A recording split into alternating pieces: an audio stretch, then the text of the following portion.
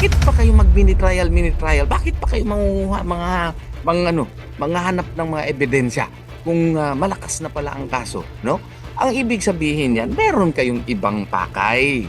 Yung ibang pakay ay hindi na naaayon kasi sa ating 1987 Constitution. Nang abuso kayo. Kaya nang abuso kayo, kami naman ng mga abogado, Attorney Torion, si Attorney Vic Rodriguez, si Attorney Jimmy Bondok, si Attorney JB Hinlo, si Attorney Raul Lambino, no? At iba pang mga abogado, si Attorney Martin Delgra, no? Dudulog kami sa Korte Suprema kasi hindi na ninyo ginagawa kung ano ang dapat na gagawin sa impeachment complaint. Kaya kailangan kaming mag-file ng kaso sa Korte Suprema. Dahil ito sa katangahan ninyo, dahil ito sa mga maling mga ginawa ninyo, kaya kami dumulog sa Korte Suprema. Kaya huwag niyo kaming sisihin. Sisihin ninyo mga sarili. Dadagan on The News Update. Alright, welcome back. Nagbabalik ko tayo mga kabaitaan. Magandang buhay, magandang araw sa maglupalop nating mundo. Basta may mga Pilipinong bahay na ito ay para ho sa inyo mga kabaitaan. Sa mga hindi pa po nakapag-subscribe, huwag kalimutan ho, subscribe na ho kahit pinutin ang notification bell. At sa Facebook po mga kabaitaan, huwag kalimutan din po, follow, like, and share tayo mga kabalitaan. At pag umabot na ho tayo ng 100,000 subscribers mga kabaitaan, itong sombrerong ito, hindi lang ako magkakaroon ng ganito dahil ako po mismo, ayusin ko lang po mga kabaitaan ha. Dahil ako po mismo mga kabalitaan ang magbibigay ho sa inyo. Bibigyan ko po kayo ng sombrerong ganito. May dalawang kulay ho ito, itim at saka yung green mga kabalitaan. Kaya tulungan ho tayo para ho malaman din ng iba pa nating mga kababayan na andirito lang ho ang Danagan Balita mga kabalitaan. Kaya itong mapapanood nyo po, ito po magandang impormasyon na kailangan nyo po mga kabalitaan na panoorin hanggang matapos ninyo dahil napakaganda ho ang pagpapaliwanag dito ni Attorney Torion kung bakit po ba siya ito nagpetisyon sa Korte Suprema sa mga katangahang ginagawa ho ng mga buhayang politiko, itong mga Malita Gang mga kabalitaan. Kasi ayon pa dito ni Torion, sila ay nangangatog dahil po mga kabalitaan na siya ang naging dahilan kung bakit po, isa sa naging dahilan kung bakit naging unconstitutional ang impeachment ni Sara Duterte mga kabalitaan. So panoorin nyo po, sabay-sabay ho nating pakikinggan at intindihin ho dahil itong video ito sa mga hindi pa po nakakaintindi kung bakit po ba si Sara Duterte mga kabalitaan ang hindi sumasagot sa mga sa kanilang mga pagpapatawag dyan sa Kongreso. Narito po ang napakalinaw na pagpapaliwanag ho dito ni Attorney Torion mga kabalitaan. Ito bang pagsubpina pwedeng gawin dyan mismo sa Senado? Yung pagpapasubmina ng kasi sinabi nyo nga hindi pwede sa Kamara pero sa Senado pwede rin po ba? Halimbawa kung umusad po yung impeachment. You know, the Senate is the only body under the 1987 Constitution which can conduct trial. Yan nga din ang isang rason namin. Kung gugustuhin ng mga senador noon, I would submit that it may be able to do that in the Senate. But not here in the House of Representatives. They may be able to clarify certain matters which are stated specifically in the complaint. Hindi yung sila na ang nagbibigay ng grabing kalawak ng mga sabpina na hindi na nakasaad doon sa complaint. In-extend nila masyado na para bang ang aim nito ay ipahiya at i-destroy si VP Sara. Nagkandak-kandak na sila ng kanilang mini trial na wala naman sa kanilang kapangyarihan. Kaya nga bawal yun.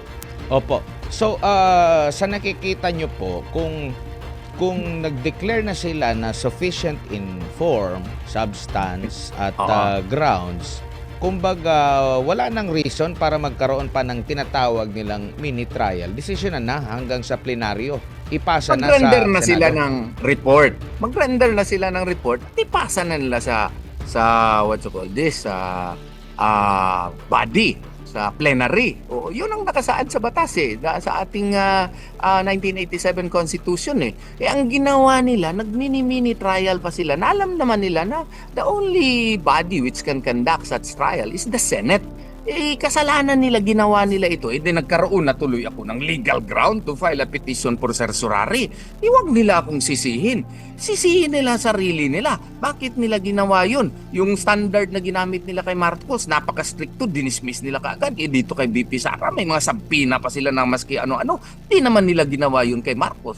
So, dahil sa kanilang ginagawa, nagkaroon ako ng rason ngayon na mag-file sa certiorari at hindi nila ako sisisihin. Sisisihin nila yung kanilang ginawa na nagbibigay ng ebidensya that they really committed grave abuse of discretion amounting to lack or excess of jurisdiction. Opo, and sa pagkakaalam ko, yung unang decision din ng Korte Suprema sa petition ninyo, sa petition ni Vice President Sara, nakasaad din doon na talagang bigyan ng pagkakataon, no, yung due process talaga.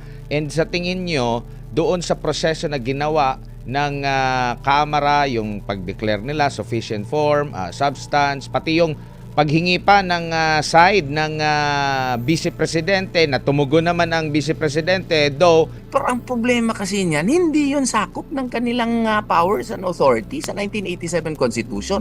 Anong gagawin namin? Questionin namin sa Korte Suprema para mawasto ang mali. Pati rin yung pagpapatawag sa sinasabi nilang witness laban sa pangalawang Pangulo, nandoon yan sa sa mismong korte na impeachment court na mismo, which is ang Senado po. Opo, doon na yan sa Senado. Ang kanilang trabaho, gawain na lang nila yung trabaho nila. Mag-render sila ng ng report, and then pagbutuhan nila, and then ipasa nila doon sa plenary. Para pero ang ginawa nila talaga, wala na doon sa within their defined powers under their own rules and even under the 1987 Constitution. So therefore, we have to seek relief to the Supreme Court so that the Supreme Court can allocate properly the constitutional boundaries. Kaya nga, gagawin nga nilang circus. Gagawin nilang circus kaya para siguro marami atakihin nila araw-araw siguro si BP Sara. Yan ang plano nila eh. Ang problema nga wala na yun sa kanilang wala na kaya yun sa kanilang mandate. Oo. Ang pagpalabas ng mga dokumento hindi man lang i-include pa yung mga ibang mga corporations ni hindi man lang yun nakasaad doon sa impeachment complaint, bawal yun. No? It only has one aim, and that is to politically destroy VP Sara Duterte, and that should not be countenanced. That is why we have to seek the aid of the Supreme Court, which is the highest court of the land. Tsaka meron na rin yata silang parang mga pahayag na gusto na talaga nilang i-impeach, no? Yung mismong komite, ang pangalawang Pangulo, tapos meron pang statement yung isa sa mga leader ng komite na kumpiyansa siya na enough yung boto para ma-impeach sa kabuuan ng Kamara ang pangalawang Pangulo, pero bakit pa pinapatagal? Kaya nga meron pa nga question dyan yung iba dyan, like for example si Congresswoman De Lima, I respect her, kaibigan kami na nagka-deal kami niyan in the past, no? Specifically doon sa Maguindanao Massacre, no? Ang problema kasi niyan, isa siya sa mga endorser sa second and third complaint. May mga iba ding mga congressman dyan na mga endorser din ng mga impeachment complaints. Bakit nandun sila sa Committee on Justice? Supposedly, delikadesa would have required them to inhibit kasi iba yung rule kasi ng Committee on Justice constitutional filter yan sila yung sila yung sasala ng sila yung sasala ng complaint kung may sufficient inform and sufficiency in substance ba yun. Kung may probable cause pa, paano ka maka-objectively determine kung may sufficiency in form, sufficiency in substance, kung may probable cause ba? Na ikaw man yung endorse ng complaint, di biased ka. Kung biased ka, di dapat wala ka doon. Sasabi ka sana, I would have to make a disclosure. I was the congresswoman who endorsed the third complaint. So for purposes of the discussion, I would voluntarily recuse myself from participating in the discussion so that the discussion, so that any and all proceedings would not be tainted by bias. Yun sana ang dapat ginawa. Yung mga endorser pa, mga pinakamaingay, which again, to my humble mind, is another ground of grave abuse of discretion amounting to lack or excess of jurisdiction. Yung may mga pronouncement pa sila that we have the numbers. Oh, imagine that. Maliban sa numbers, attorney, meron pang pahayag na meron din silang mga ebidensya. Pero bakit kailangan pa patagalin kung may ebidensya naman? Precisely. Ang trabaho kasi ng Committee on Justice, no? Let me remind them, is yan sila eh. They are supposed to evaluate a complaint. Their job is to evaluate the complaint, not manufacture one. Oo. Yan ang problema dito. Nagmamanufacture na sila through the issuance of the subpoenas para kung may makuha sila doon, idagdag nila. Hindi po pwede yun. Hindi po pwede kasi you are now acting like the investigator of the complainant, which should not be the case, because they are the gatekeepers. They are not the evidence seekers. Yun ang aking tingin dyan. Opo. Dito naman tayo sa naging reaksyon ni Congressman Terry Ridon na sinasabing, quote-unquote, wala daw kayong legal personality. Sabi pa niya rito, their claim of taxpayer status as basis for standing is misplaced. Taxpayer suits are recognized only in cases involving the illegal disbursement of public funds. No such disbursement is involved in impeachment proceedings.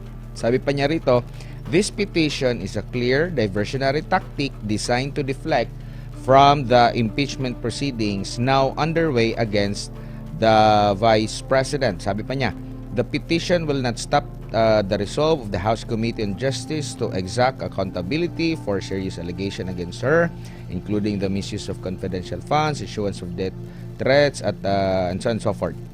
Alright, so comment na tayo rito mga kabritan. No? Itong si Terry Ridon, Kevin na ho yan, na hindi ho yan mapagkakatiwalaan at ito'y sa kanya po talagang klaro po na pamumulitika ho ito laban sa mga Duterte, dahil kung matatandaan nyo at alam na ho ito ng taong bayan, sa panahon ni Tatay Digong Duterte, ilang beses ho ito bumiyahe ng ibang bansa nung inilagay ho siya sa isang posisyon. Pagkatapos nun, sinipa ho siya dito ni Tatay Digong Duterte mga kabalitaan. Kung makikita nyo po yung sa pagdinig na yan, halos siya po ang sasalita at dinidiin talaga itong si Sara Duterte. So, klarong-klaro ho na ito ay paghihiganti ni Ridon. Kaya sila po ay nahihirapan kung anong gagawin nila, kaya tumatagal ho yung kanilang investigasyon or hearing para ho sa sinasabi ni Sara Duterte na fishing expedition mga kabalitaan. Sabi pa niya rito, tinatanggi rin niya na this is not a fishing expedition. We have is an impeachable official who continues to evade accountability. Attorney. Well, in the first place, no, a taxpayer suit, no, to counter him, to counter his argument, the mere holding of the committee hearings involves disbursement of public funds. Yes. Why? Because they are paid stipends there. And as a matter of fact, the mere their operations, daily operations, would involve the expenditure of public funds. So therefore, the taxpayer has the requisite legal personality to question that. Granting for the sake of argument that such may not involve the disbursement of public funds, note that the question here involved is a case of transcendental importance. Now, the Supreme Court in so many cases have decided that if a question is of transcendental importance, then taxpayer suits may be allowed so that it can properly, the Supreme Court can properly inform its symbolic function. One of the functions of the Supreme Court, one of the many functions of the Supreme Court, is its symbolic function, and that is to guide future actions so that the people can be properly guided as to how to deal with impeachment cases in the years to come. And that is why, in many cases already decided by the Supreme Court, legal standing has been decided with flexibility. So kaya nga, noon ngang sa first impeachment complaint ni VP Sara, I also filed a case, Torion versus House of Representatives. It was allowed simply because, according to the Supreme Court, the case is a matter of transcendental importance. So, yung argument na yan, baka makaluso tayo. But of course, I do believe that that is still within the discretion of the Supreme Court. If I will be allowed, or the other petitioners would be allowed to continue or to have that petition be considered on the merits by the Supreme Court. So matotal po, dito po sa mga pahayag ng mga miyembro ng House Committee on Justice, iba po yung kanilang mga sinasabi, kumpiyansa sila sa kanilang mga sinasabi, pero iba yung kanilang ginagawa kasi parang pinapahaba pa nila kahit na kumpiyansa sila na may ginawang masama. Kumbaga, ang simpleng pagkakaintindi kasi ng mga ordinaryong Juan de la Cruz attorney, nagdeklara ka na ng sufficiency, form, substance at grounds, tapos kaliwat kanan ng mga interviews na kumpiyansa kayo na talagang may nagawang kamalian ang pangalawang pangulo, pero iba yung ginagawa, pinapahaba pa. So ito ngayon yung question din, attorney. Yes. Alam mo, ang ibig lamang sabihin, parang nakuryente sila doon sa aking petisyon. parang nagpanic. Oo. Kasi alam nila na meron silang sipyat kung sa Bisaya pa. Oo. Mali. Ano yung sipyat? Oo, meron silang mali. Oo. Kasi ang pinaka-stark talaga na mali doon ay yung standard under Committee Resolution 111 na ginamit nilang basihanan in dismissing the impeachment complaint of President Marcos.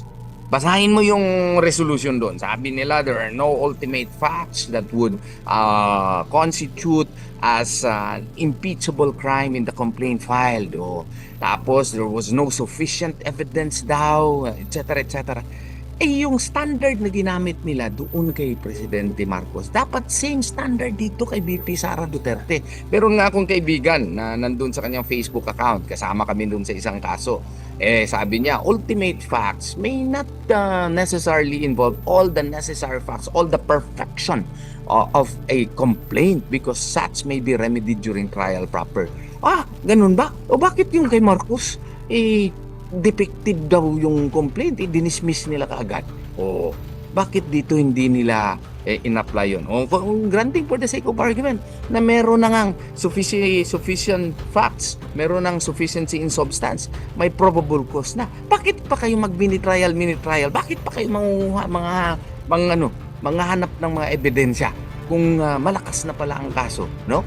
Ang ibig sabihin yan, meron kayong ibang pakay.